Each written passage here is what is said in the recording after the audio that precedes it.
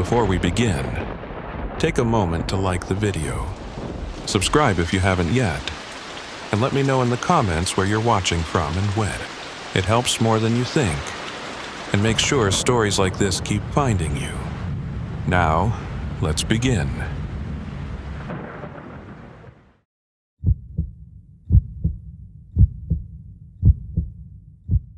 My name is Delilah Monroe.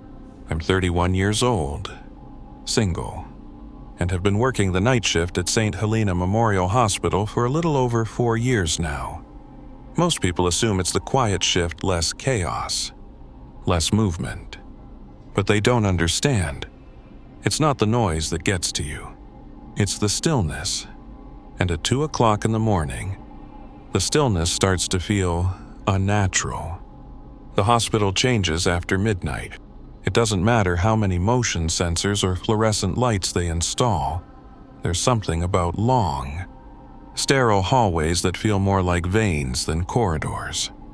And when you walk them alone, like I do every night, it feels like the building's breathing, watching. And sometimes it whispers back. I'm not exactly the type of woman who disappears into the background. Never have been. I'm what people politely call full-figured. Thick around the hips, full at the chest, curves that fill out a pair of scrubs more than I'd like, especially in a hospital where even a patient on a ventilator can manage to stare. I don't dress to show anything off, but there's only so much you can hide behind fabric. My body enters the room before I do, and not always on my terms. It wasn't always a problem. But Isaac Grant made it one. That name didn't mean anything to me yet. Not when I stood at the nurse's station that night, updating vitals, sipping lukewarm coffee and blinking through hour 11 of my shift. The monitors glowed softly. The wing was quiet, too quiet. And then I heard it. Delilah. It wasn't loud. It wasn't panicked. It was low, deliberate. Close. The kind of whisper meant for just one person. I paused, pen hovering mid-chart, eyes scanning the corridor. Room 9. It came from room 9.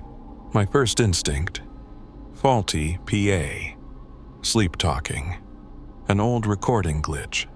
But then it came again. Softer. Almost playful. Delilah. I glanced at the patient list. Room 9 was marked as vacant. Officially, but unofficially, everyone knew that Isaac Grant had died there just 7 nights ago. Sudden cardiac arrest, DNR, time of death called by yours truly. I remember placing the sheet over his face and feeling relieved, not because he died, but because he wouldn't be watching me anymore. He had a way of looking at me that peeled away my uniform, that turned even the most routine vitals check into something invasive. He'd ask if I could lean in a little closer, if I'd forgotten my perfume, if I always wore pink underneath. I never answered, but I remembered. I always remember the ones who see me as a shape, not a person. So when I heard my name coming from his old room, something cold settled in my chest. I stood, adjusted my top, instinctive at this point, and walked toward room 9. The door was closed. The lights above it flickered. I pressed my ear to the door. Silence. Then a shuffle. Like fabric against skin. Like someone shifting weight on a mattress. I opened the door slowly. The room was dark. Bed stripped. IV pole empty. Tray table pushed aside. But the curtain around the bed, the one we usually keep tied back when a room is unoccupied, was swaying gently, as if someone had just brushed past it. I stepped inside, careful. My pulse thudded in my throat. There was no draft, no window open, no fan. But the curtain moved. I pulled it back. Nothing. Just the mattress. Indented. Slightly wrinkled, as if someone had been sitting there moments ago. I scanned the floor and stopped. A footprint. Bare, slightly damp, Just one. I stared at it, unable to move. Then, "Delilah," whispered again. But this time, right behind me. I turned so fast I nearly slipped. No one. Nothing. Just the empty room. Still, watching. I backed out, shut the door, and pressed my back against the wall. My breath trembled. My chest rose and fell too fast. This wasn't just a whisper. It was a memory, clawing its way back into the room, and I had a sinking feeling it wasn't finished with me yet. I walked fast, not running, but close enough that my sneakers slapped against the tile like something was chasing me. I didn't stop until I reached the security desk. Rick and Tony were both there, heads down, monitors glowing, cheap coffee scent floating in the air. A normal scene, and yet it felt completely wrong. I cleared my throat. Rick looked up. "Delilah, you okay?" I must have looked pale, sweaty. I tried to sound clinical, logical. "I just came from room 9, I said. "I heard something." Tony raised an eyebrow. "Didn't we close that room off last week?" "We did, after Isaac Grant died, but someone's in there. I heard my name, and the curtain was moving, and there was..." I stopped, deciding not to mention the footprint just yet. Rick exchanged a glance with Tony. A long one. The kind men give each other when a woman says something they can't easily explain. "Could have been a vent draft," Rick offered. "It wasn't." Tony tapped the keyboard, flipping through security feeds. "What time?" "Around 2. The grainy hallway footage came up. ICU corridor. Empty. He rewound. 1:58 a.m. Nothing. 1:59. Still. Then, at exactly 2 a.m., the footage stuttered just for a second. A flicker of static. Tony squinted. "That's weird. Can you rewind again?" I asked, frame by frame. He tried, but the flicker was gone. Nothing registered. No motion triggers either. He added. Sensor didn't pick anything up. No badge swipes. No movement. But I was there. I insisted. I heard someone whisper my name. Twice. Same voice. Same tone. Like he was smiling. Tony looked at me carefully. I hesitated. And it sounded like Isaac. Now they really exchanged a look. Rick leaned back. "Delilah, Isaac's dead. You called the time." "I know."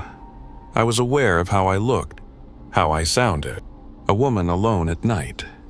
Worn down after 11 hours. Curvy in a way that always drew attention even when I didn't want it.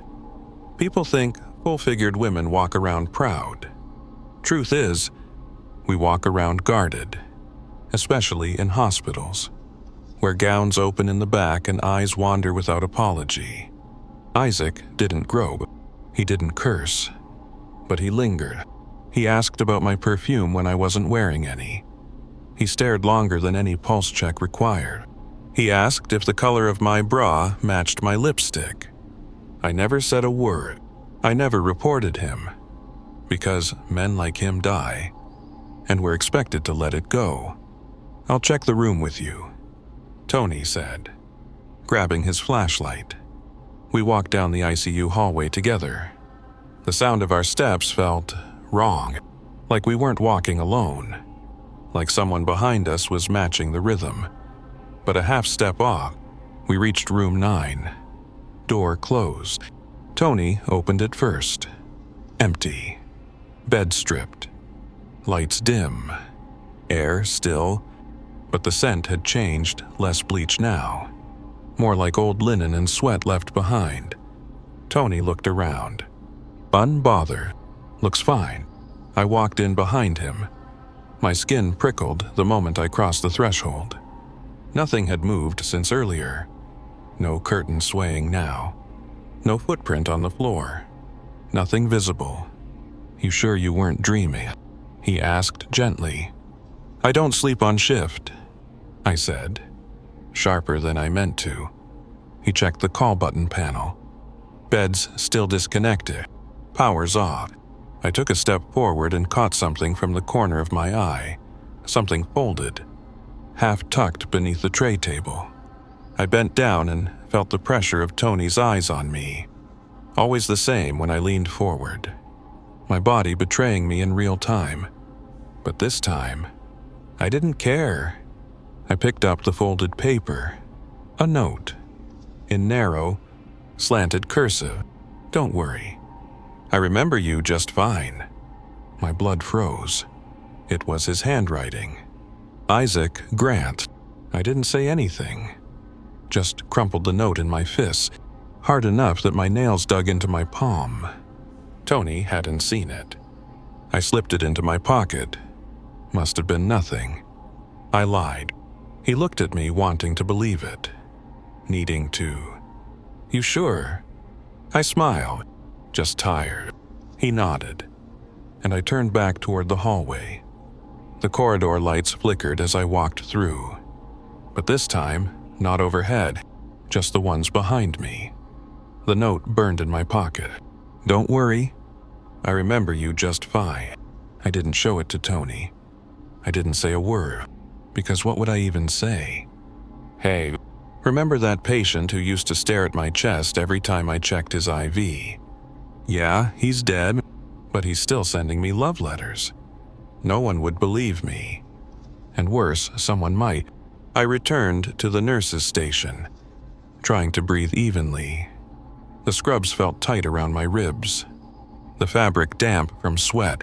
I tugged gently at the neckline, adjusting the top so it sat a little higher reflex, after years of being looked at just a second too long. But that wasn't the problem tonight. Tonight, the stares were coming from nowhere. I sat down, opened a fresh chart, and tried to focus. Click. Patient 204's meds. Click. Oxygen levels.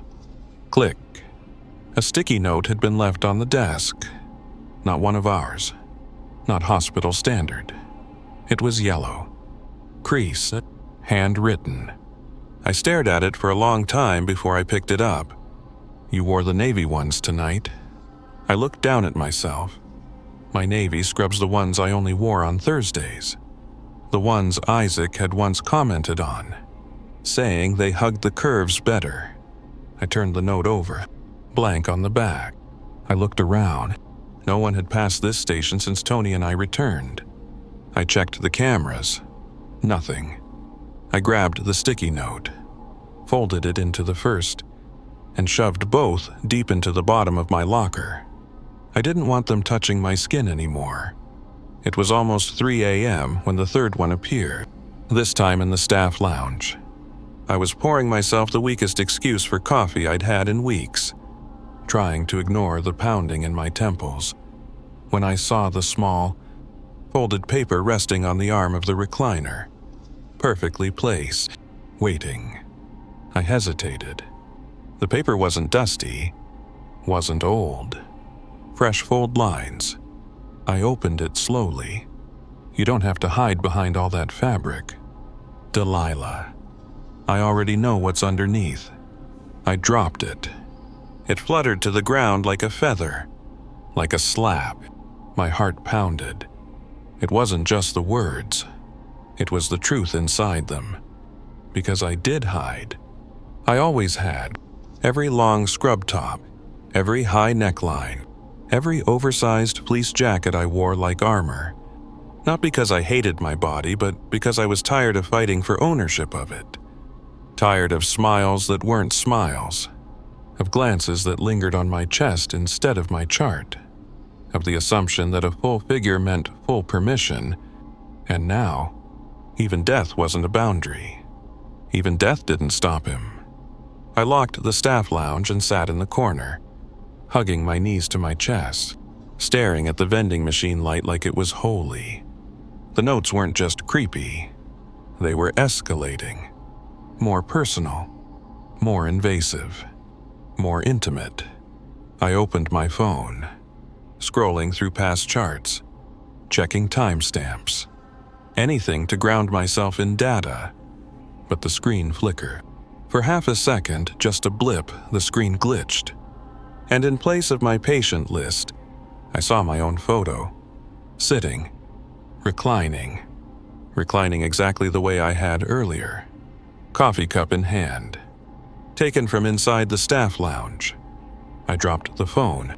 My legs gave out before I even knew I was falling. There are kinds of fear that come from monsters in the dark. And then there's the fear that someone or something is inside your routine, inside your building, inside you. I stumbled to the nurse's station. Tony wasn't there. Neither was Rick. I grabbed the desk phone. Dead tone. The wall monitor blink. Cameras. Offline. Then the PA crackled to life overhead. That sharp burst of static followed by a long, slow exhale. Then a voice. Delilah. Room 9 is ready for you. No click. No confirmation. Just that. I looked up at the hallway. The door to room 9. Wide open. I didn't go back to room 9. Not yet. Instead, I ran to the only other place in this hospital that had ever made me feel safe. The security booth. It was a tiny room tucked behind Radiology 3 monitors, 2 tired guards, and a fridge full of expired yogurt. Tony was gone. Rick sat alone, hunched over the screen, illuminated by a pale blue glow. He looked up when I burst in. Jesus. Delilah. You look like you saw. Room 9, I said, breathless. I need to see the feed, right now. He blinked, confused. The room's empty. Just pull it up. He tapped a few keys. The screen labeled ICU RM9 blinked to life. It was dark, grainy. But the infrared mode was working. Night vision green washed over everything. Bed, untouched. Curtain, still. Tray table, slightly askew. No movement. Rick raised an eyebrow. See? I leaned in closer. Hands on the console. And then it happened. One frame. A single flicker. Something sitting on the bed. Thin. Gown. Smiling. And watching the camera directly. Wait, go back, I said. Breath catching. He scrubbed the timeline. Confused. What are you talking about? That just now, something was there. He rolled it back, second by second. Nothing. But I saw it. I know I saw it. Slower. I whispered. Frame by frame, we clicked forward, tapping the keyboard key by key. And then, there, for exactly one frame, a man sat on the edge of the bed. Isaac, head tilted, arms limp, a look on his face like he'd been waiting for me. Rick leaned forward. What the hell? Freeze it, I said. He did. We studied it in silence.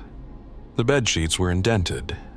The tray table had been pulled closer, and on the table, a piece of folded paper, white, perfectly squared, just like the others. Rick clicked forward. The next frame, gone. Isaac vanished. The paper vanished. The dent in the bed vanished. Could be a corrupted frame, he said, half-hearted, but I could tell he didn't believe it. I didn't answer. My throat was dry. My skin felt too tight, because if he was only appearing on camera, what else could he slip into? What else had he already slipped into? The hallway lights outside the booth flickered once. Then again, I grabbed Rick's flashlight. I'm going back in. Rick stood. You're serious? He's not going to stop. Then why go toward it? I gave him a look that didn't need words. Because running doesn't help when the thing you're running from already knows every room you hide in. I walked back to room 9 alone. The door was open, just like the PA said. Inside, the tray table had been moved, and on top, another note. I approached slowly, picked it up, unfolded. Your skin's softer when you're scared. Below the sentence was a sketch, drawn in shaky lines, of a woman, broad hips, thick thighs, full chest, the curve of it outlined in way too much detail. Her face, gone, just a smear of ink, 2 hollow black holes where eyes should be, and underneath, in all caps, mine. I dropped the paper like it burned, because this wasn't a message. It was a claim, and he wasn't warning me. He was inviting me back. I didn't remember walking to the staff lounge. I just remember locking the door behind me with shaking hands. The light above the vending machines hummed quietly, painting the room in cold yellow. I curled up on the couch in the corner, not to sleep, just to fold inward. Like my own body was the only place left to hide. The fabric of my scrubs clung damply to my skin. I could feel the outline of the bruises under my bra, not fully formed yet. Just faint rings where something unseen had gripped me.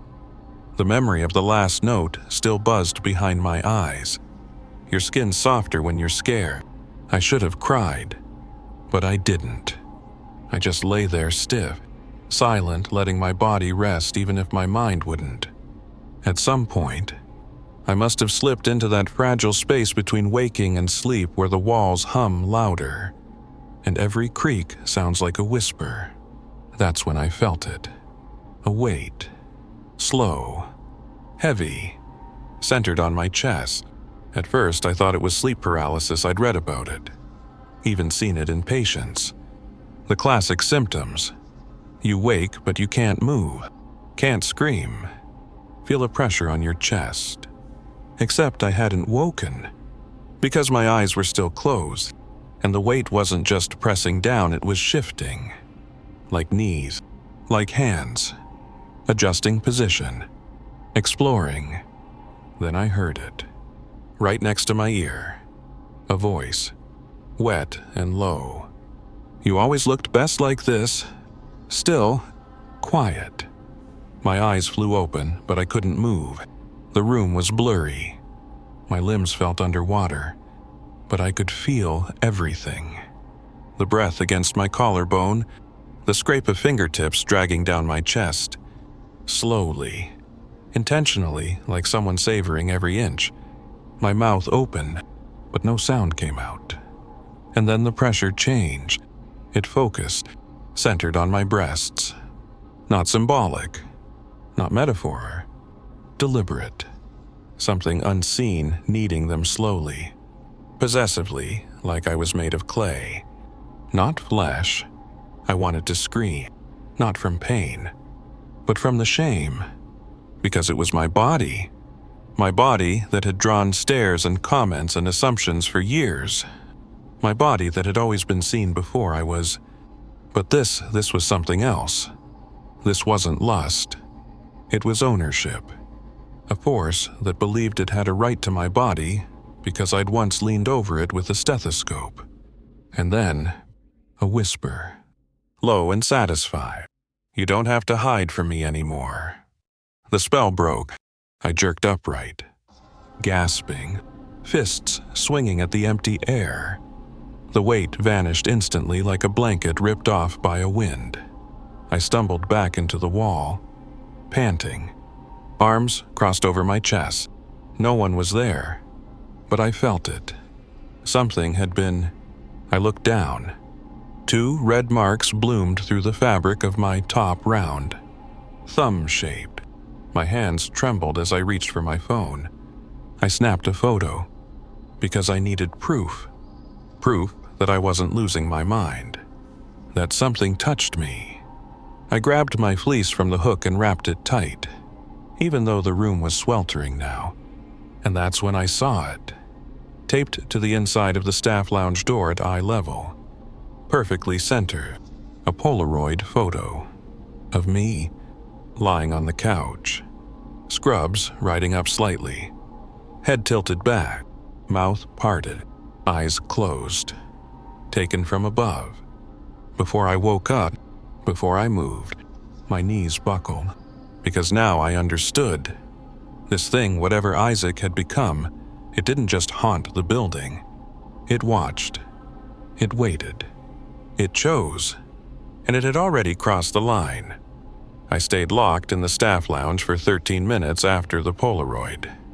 I counted each second with the red blinking light on the vending machine. Every blink reminded me, I'm still here. I'm still real. I'm still alive. But I didn't feel alive. I felt trespass when I finally stepped into the hallway again. It was quieter than usual, as if the whole ICU had been muffled under a thick, invisible blanket. No alarms, no buzzers, no chatter from the surgical wing. Just nothing. Then the PA crackled overhead. That sharp, dry pop of audio, a signal waking from sleep. It stopped me in my tracks. Every instinct screamed, "Don't move." And then a voice. Delilah Monroe. Room 9. My heart nearly stopped. It wasn't a robot voice. It wasn't a nurse or a supervisor. It was a man's voice. Low, measured, slightly wet at the edges. His voice, Isaac. The same rasp I'd heard when he used to ask if I could fluff his pillow a little slower. I turned in place, scanning the ceiling tiles like the voice had a face. Nothing. The hallway was empty. Still, I ran. Straight to security. Rick was on his second energy drink. Half asleep. I slammed the desk. Who made the PA announcement? He blinked. What announcement? You didn't hear that. Hear what? Delilah Monroe. Room 9. Isaac's voice. Over the system. Rick frowned and pulled up the PA system log. No entries. No override calls. No automated messages. Blank. He checked the hardware. All green. No mic active. You sure it wasn't a dream, or... It said my full name. Rick. The silence hung too long. I'll check the logs deeper, he said quickly. But I was already walking. And then the second call came.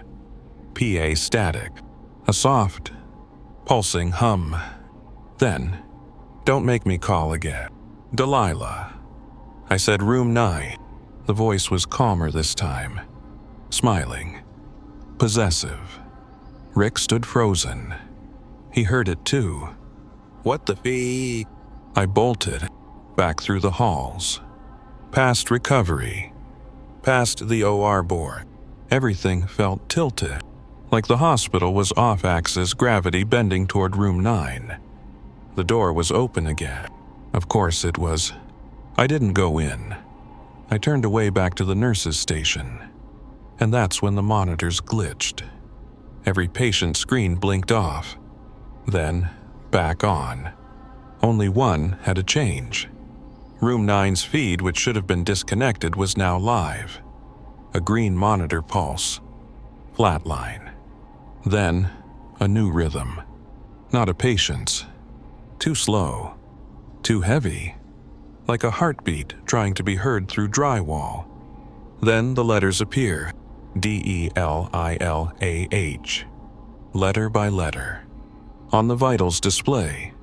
I slammed the power switch off. Silence. Darkness. But it was too late. The hospital wasn't haunted. It was hacked. Possessed not just in spirit, but in signal, sound, and circuitry. And he had learned how to call me. By name.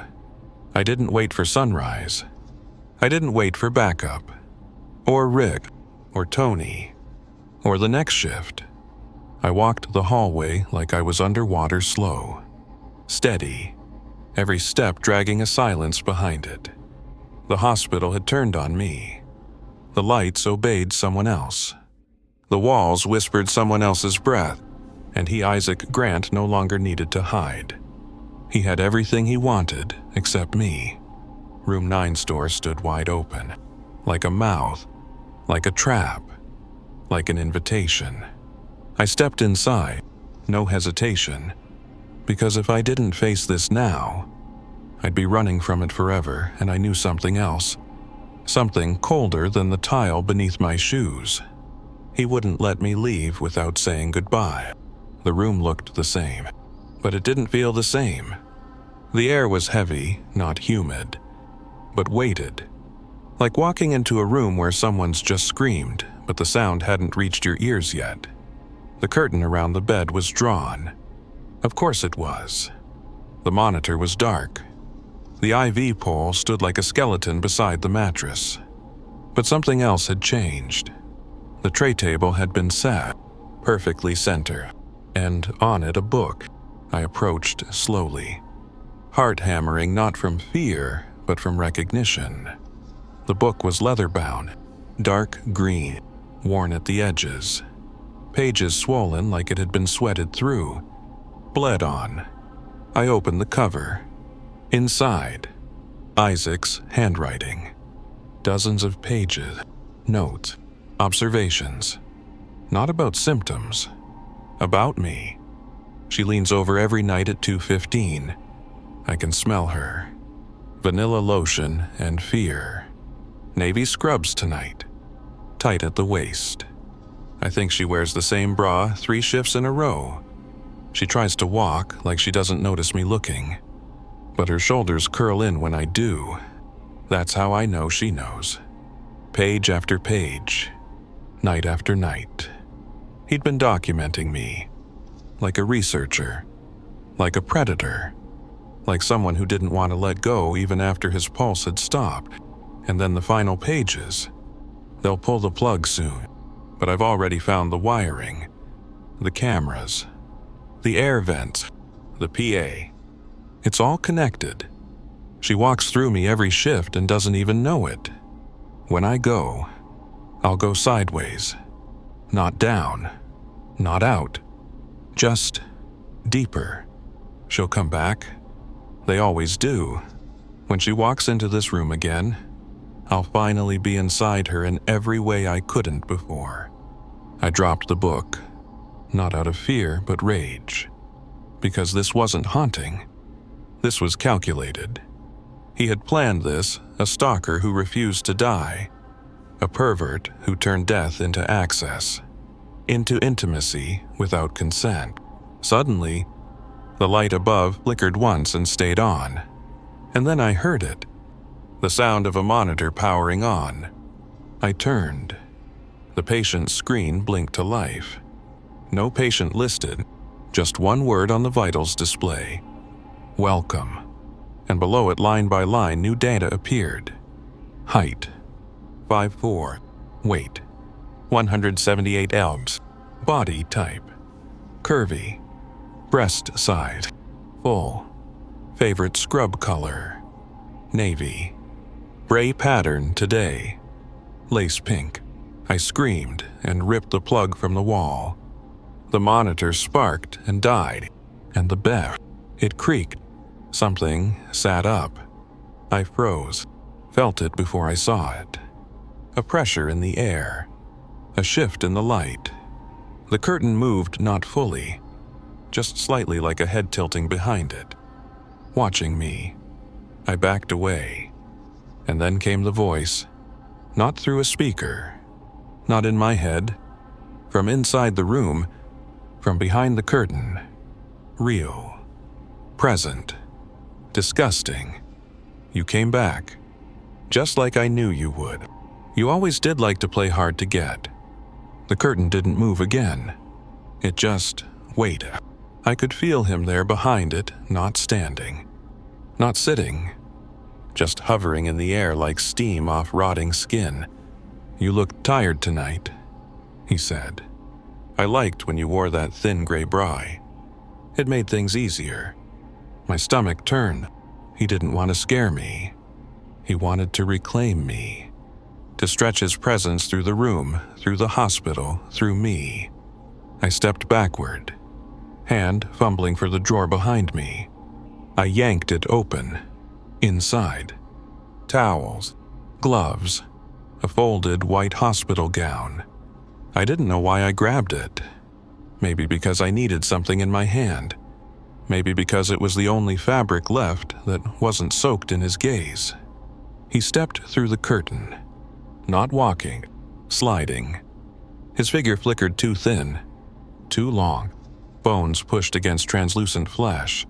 His face looked like it had been smeared by fingers. But the grin stayed. The mouth always stayed. I held the gown between my fists like a rope. I waited so long, he said. Now you're finally still enough to touch. He lunged. I ducked and looped the gown around his neck.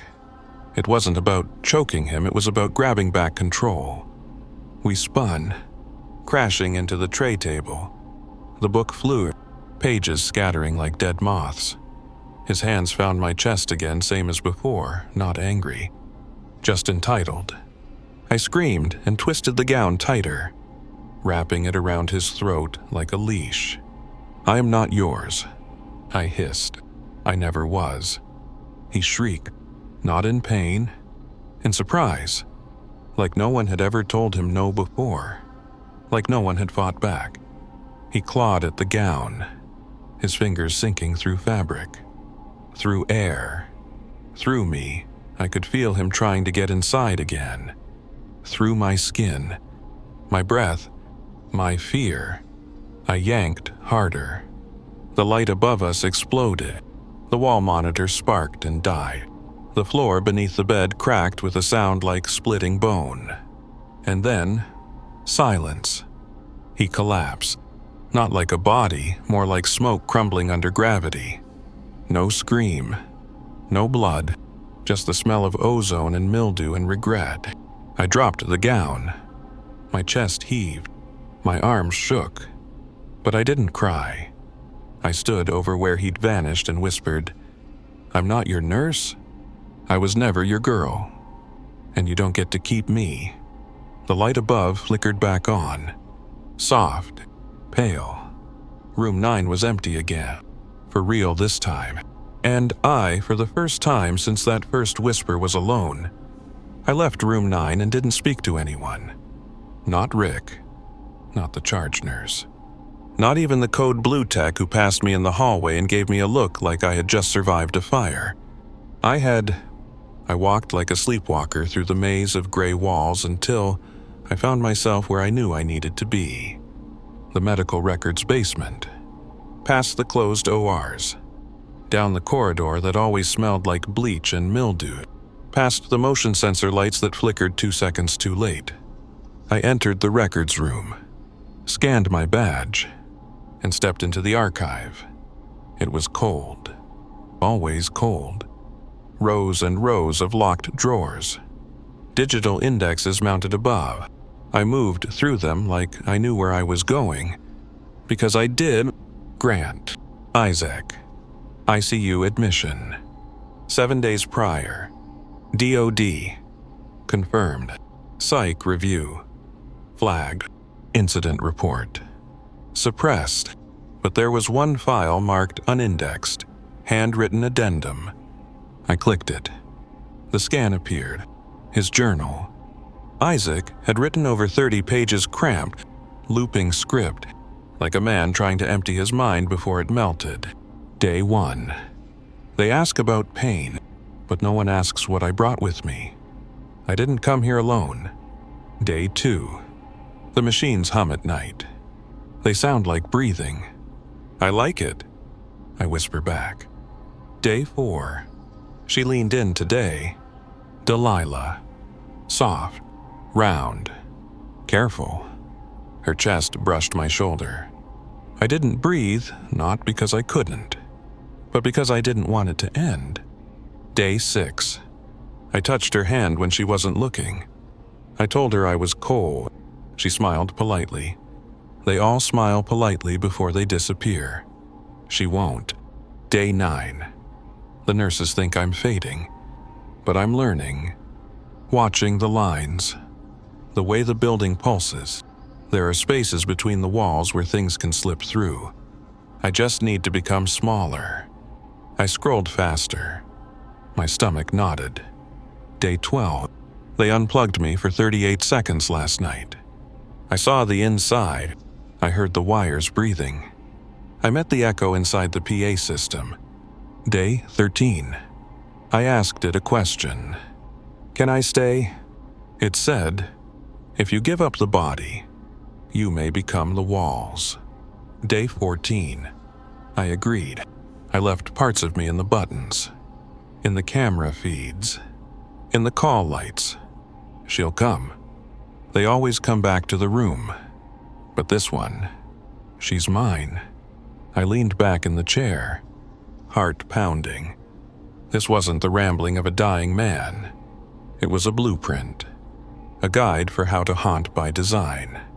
He didn't become a ghost by accident.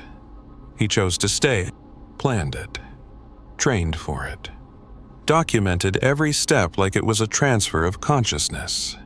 I opened the suppressed incident report. It was short, just 3 lines. Patient made repeated inappropriate comments to staff, specifically Nurse Delilah Monroe. Action taken. None. Patient deemed terminal. That was it. No follow-up. No record of her discomfort. No warning for me, because he was going to die anyway. And men like that, they get a pass. I stood, numb, shaking. On the way out of the archive, I stopped by the shredder. I held the printed journal in both hands. I wanted to destroy it, burn it, forget it. But instead I folded it once and put it in my pocket. Because part of me knew you can't fight what you don't understand, and you can't understand something you pretend never existed. I clocked out at 5:58 a.m. No one stopped me.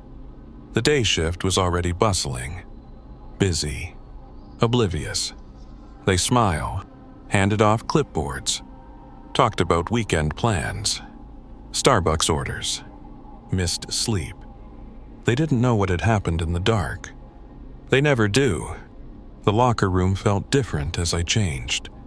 Not cleaner, not quieter, just emptier. Like something had been vacuumed out of me, and I'd never get it back. I folded the crumpled journal pages and tucked them into my coat. They were the only thing I took. No coffee, no goodbye, not even my name tag. I left it on the locker shelf like a shed skin. When I stepped outside, the sun was rising behind the hospital cold. Pale, early March light spilling over the top of the building like a last warning.